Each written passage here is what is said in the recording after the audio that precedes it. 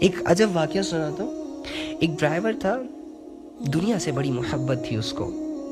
ایک شخص تھا, دنیا کی چیزوں سے اور دنیا سے اس کو بڑا لگاؤ تھا.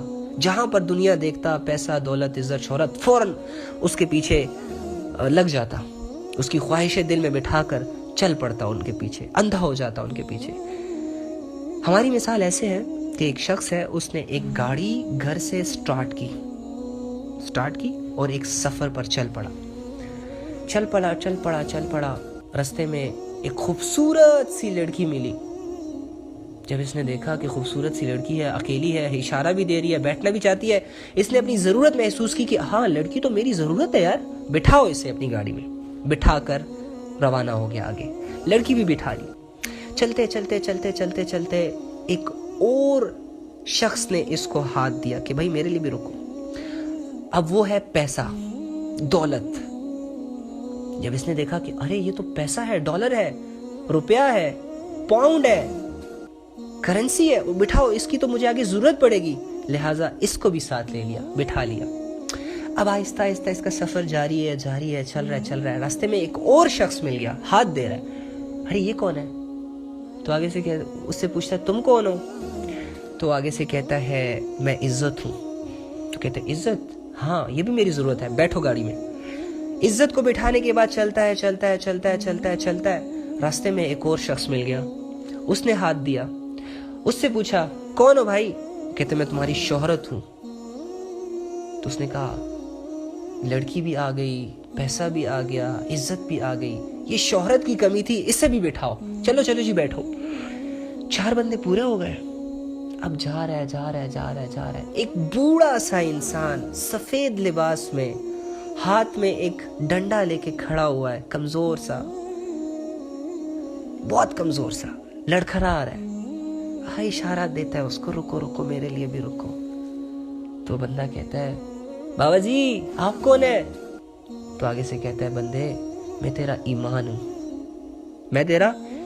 ہوں, مجھے ساتھ لے چل, میں آگے کے اندھیروں میں تجھے روشنیاں دکھاؤں گا. تو اس نے جب آگے دیکھا, پیچھے دیکھا عزت بیٹھی ہے, آگے دیکھا لڑکی بیٹھی ہے, پھر پیچھے دیکھا شہرت بیٹھی ہے, دولت بیٹھی ہے. تو آگے سے کہتا ہے بابا جی آپ کو بٹھانے کی تو جگہ ہی نہیں بچی ہمارے پاس. تو خیر اس کو چھوڑ کے چلا جاتا ہے جو اس کی مین ضرورت تھی. اب ہنسی خوشی گزار رہے زندگی, عزت کے ساتھ بھی مزے سے گپے لگا رہا ہے, لڑکی کے ساتھ بھی مزے سے گپے لگا رہا ہے, شہرت بھی اس سے خوش کر رہی ہے, دولت بھی اس کی ساری ضرورتیں پورے کر رہی ہے, اور یہ گاڑی کا سفر چل رہا ہے. اچانک وہی بوڑھا دوبارہ اس کے سامنے آیا, لیکن ایک الگ روپ میں. اس نے ہاتھ دیا, اسے کہا, اس نے گاڑی روکی, پوچھا تم کون ہو؟ یہ ویسے میں سمجھانے کے لیے کہہ رہا ہوں, کہتے میں تو موت کا فرشتہ ہوں. اب جب اس نے اپنے موت کا نام سنا نا, تو اسے پتا چل گیا کہ بس اس سے آگے تو میں نہیں جا سکتا, یہ میرا دی اینڈ ہے. اب یہ حسرت بری نگاہوں سے اپنی لڑکی کو دیکھتا ہے, حسرت بری نگاہوں سے دولت کو دیکھتا ہے, حسرت بری نگاہوں سے اپنی عزت, اپنی شہرت کو دیکھتا ہے. چپ چاپ خاموش بیٹھے ہوتے ہیں, آنکھوں میں آنسو آ جاتے ہیں. یہ جو گھر سے نکل کر یہاں تک جو اس نے سفر کیا ہوتا ہے, اپنے سفر پہ پشیمان ہو جاتا ہے. تو اسے کہتا ہے موت کے فرشتے کو کہ اچھا تم ذرا رک, تو تم کیا کرنے آئے ہو؟ تو وہ آگے سے کہتا ہے میں تو تمہیں لینے آیا ہوں, میں تو تمہیں اپنے ساتھ لے جانے آیا ہوں. تو آگے سے کہتا ہے نہیں, اگر تم مجھے صرف 2 منٹ دے دو, پیچھے میں نے ایک بابا جی کو چھوڑا, وہ میرا ایمان تھا, میں صرف اس کو اپنے ساتھ لے کے آ جاتا ہوں. تو اس نے کہا کہ نہیں, اب تو نہ تم آگے جا سکتے ہو نہ تم پیچھے جا سکتے ہو, یہی تمہارا فل سٹاپ ہے, یہیں سے تمہیں میں نے اوپر لے کے جانا ہے. اور تمہاری ان دولتوں کو, تمہاری ان شہرتوں کو, لڑکی, پیسہ, حسن, جمال, دنیا کی جتنی بھی خواہشیں تم اپنے ساتھ سمیٹ کر خوشی لا رہے تھے, اور اچانک تمہاری ملاقات موت کے فرشتے سے ہو گئی, اب تمہیں اس زندگی میں بڑا پچھتاوا ہوگا. لہٰذا وہ کھینچ کے اس کی روح نکالی جاتی ہے, لہٰذا کھینچ کے اللہ کے پاس اس کو لے کے جایا جاتا ہے. یہی مثال ہماری ہے یار, یہی مثال ہماری ہے. ماں کے پیٹ سے نکلتے ہی ہمارا زندگی کا سفر، ہماری زندگی کی ٹرین، ہماری زندگی کی گاڑی چل پڑتی ہے، کرتے کرتے کرتے سٹیجز سے گزرتی ہے، بہت سارے سٹیشن سے گزرتی ہے۔ جوانی کا سٹیشن آیا تو فالوورز کمانے کی لت لگ گئی، جوانی کا سٹیشن آیا تو وہاں رک کر لڑکیاں تاڑنے لگ گئے، بے حیائی کے کاموں کو پروموٹ کرنے لگ گئے، گانے سننے لگ گئے، کانسرٹس لگانے لگ گئے، اور پتہ نہیں زنا کرنے لگ گئے، چوریاں کرنے لگ گئے، اور بہت گندے گندے خبیث گناہ کرنے لگ گئے۔ کرتے کرتے کرتے جوانی کا سٹیشن اینڈ ہوا، بڑھاپا آیا۔ بڑھاپے میں کیا کیا؟ اب جو کمایا تھا گندگی سے اس کو کھانے لگ گئے، تب بھی خیال نہ آیا۔ کرتے کرتے موت آ گئی، ہماری زندگی ختم، ہمارا وقت ختم۔ کیا لے کر کے جائیں گے؟ عزتیں بھی کما لی تھی جوانی میں، ناچ گا بھی لیا تھا، لیکن ایٹ دا اینڈ کیا ہوا؟ کہاں گئی؟ ہر چیز ہمیں دھوکہ دے رہی ہے، لیکن ہم نہیں سمجھ رہے، ہم نہیں سمجھنا چاہتے۔ That's it۔ ہم خود اپنے آپ کو اللہ کا غلام نہیں بلکہ شیطان کا غلام بنانا چاہتے ہیں۔ ان کو ہم نے ماننا ہوگا، لیکن آج بھی موقع ہے یار، موقع ہے۔ اسی لیے تو میں کہتا ہوں کہ اللہ کی باتوں کو اتنے شوق سے اور اتنے غور و فکر کے ساتھ سنا کرو کہ اللہ تعالیٰ خود تمہاری ہدایت کے فیصلے کر دے کہ نہیں، اس نے میری باتوں کی طرف کان دھرا تھا، اگنور نہیں کیا تھا۔ توفیق دو اسے، قریب کرو اسے، بچاؤ اسے، فیصلے کرے اللہ یار۔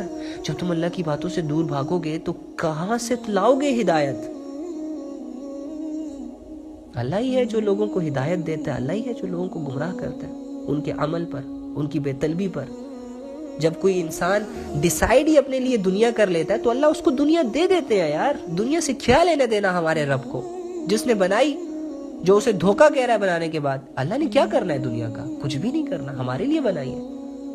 لیکن ہمیں کیوں بنایا؟ مین سوال یہ ہے، اور اس سوال کے جواب کو ہم جان بوجھ کر نہیں جاننا چاہتے، کیونکہ ہماری مثال وہ ہے کہ ایک انسان ہے، اس کو بار بار کہا جا رہا ہے بھائی کلمہ پڑھ لو، کلمہ پڑھ لو، کلمہ پڑھ لو، وہ نہیں پڑھ رہا۔ کیوں نہیں پڑھ رہا؟ کیونکہ وہ جانتا ہے کہ کلمے پڑھنے کے بعد پھر میں کلمے والی زندگی کا پابند ہو جاؤں گا، پھر تو مجھے نماز پڑھنی پڑے گی، پھر تو مجھے قرآن پڑھنا پڑے گا، پھر تو مجھے اپنے ایک خدا کی عبادت کرنی ہوگی۔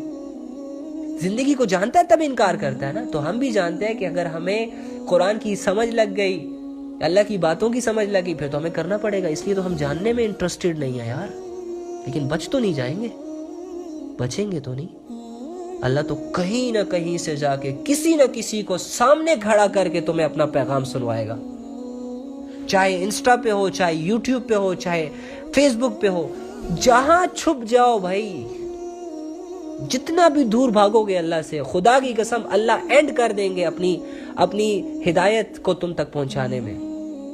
لیکن تم اگنور پہ اگنور کرو گے، اگنور پہ اگنور کرو گے، اگنور پہ اگنور کرو گے، اور یہی اگنورنس تمہیں قیامت کے دن اللہ گنوائے گا کہ فلاں جگہ پہ فلاں بندہ تیرے پاس آیا تھا، فلاں جگہ پہ میری فلاں آیت تیرے سامنے آئی تھی، فلاں جگہ پہ تو نے فلاں مسجد سے اذان سنی تھی، فلاں مسجد سے فلاں جگہ سے فلاں دوست تجھے نماز کی طرف بلانے آیا تھا، لیکن تو نے نہ نماز سنی، نہ تو نے نماز کے لیے قدم اٹھایا، نہ تو نے اذان کو سنا، نہ تو نے لوگوں کی باتوں کو سنا، نہ تو نے قرآن کی آیت پہ غور کیا، تو نے ساری عمر اپنی منمانی کی۔ اس لیے آج مجھ سے بات ہی نہ کرو، آج بھیک مت مانگو، آج تو بدلے کا دن ہے، جو تم کرتے تھے اس کا بدلہ تمہیں ملے گا نا۔ آج تو اعمال کے دروازے بند ہو گئے ہیں نا، اعمال کے دروازے تو آج کھلے ہیں نا۔ جس آج کو ہم برباد کر رہے ہیں تو کل کس نے دیکھا یار؟ سوچنے کی بات ہے، یہ غور و فکر کی بات ہے میرے بھائی اور بہنوں۔ ہم نیک نہیں ہیں، لیکن ہم نیک بننے کی ایک کوشش کر سکتے ہیں۔ ہم اللہ سے قریب نہیں ہیں، ہم اللہ کے ولی نہیں ہیں، لیکن یار اللہ کے قریب جانے کا ایک سٹیپ تو لے سکتے ہیں نا یار۔ اور وہ ایک سٹیپ کیا ہے، اس کے بارے میں سوچنا ہے۔ میں ایسا کون سا سٹیپ اللہ کے لیے لوں، اور یہ کب سوچنا ہے؟ مرنے سے پہلے۔ اور مریں گے کب؟ آج۔ یہ بھی سوچنا ہے کہ میں آج ہی مرنے والا ہوں، اس لیے مجھے آج ہی یہ قدم اٹھانا ہوگا،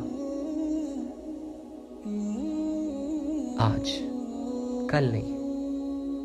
بہت سارے لوگوں کی کل نہیں آتی، بہت سارے لوگ اپنی کل پہ افسوس کرتے ہیں۔ تو اللہ تعالیٰ سے جڑنا بہت ضروری ہے۔ زندگی کا ایک ہی مقصد ہے، زندگی کی ایک ہی حقیقت ہے، وہ ہے اللہ، بس دیٹس اٹ۔ اسی لیے میں آپ لوگوں کو ایک بات کہوں گا، چھوٹی سی بات کہوں گا، آپ کے جسموں میں ایک دل ہے اور آپ کی کھوپڑیوں میں ایک دماغ ہے، دیٹس اٹ۔